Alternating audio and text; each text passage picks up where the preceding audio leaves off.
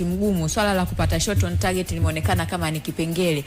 Walizidiwa wapi katika mchezo wa siku ya jana, Hans? Kwanza ni mechi ambayo Yanga wakuwa fresh, utashi ulikuwa ni mdogo. Kuna muda akili inataka lakini mwili umestack, na sio kwa bahati mbaya. Yanga wamekuwa napata injuries nyingi sana.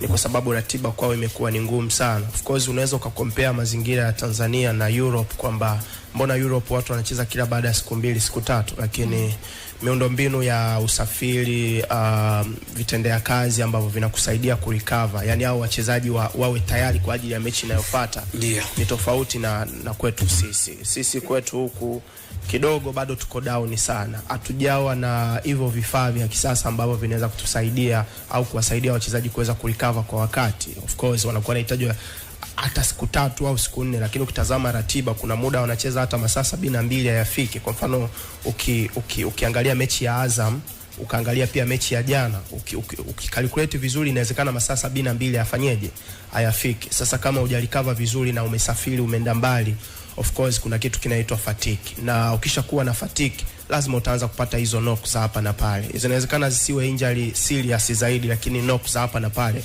kama ilivyotokea kwa mtu kama Prince Dube, Dep. Of course umeona ni vitu vya kawaida kwa sababu wachezaji hawako tayari, yani wamechoka.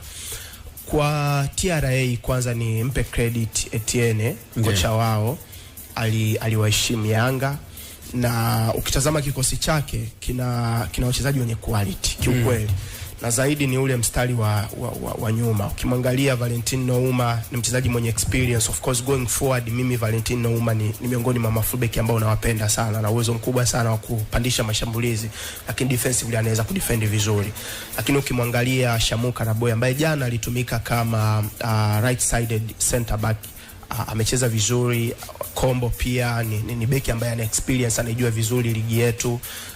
Razalius pia alikuwa na mechi nzuri sana. Of course TRA walikuwa wanawaheshimu Yanga kwamba muda mwingi tutawaachia mpira, lakini kuna nyakati ambazo tutabreak. Tunao watu akina Chobwedo ambao wanaweza kukimbia kweli kwenye counter attack na kuleta madhara.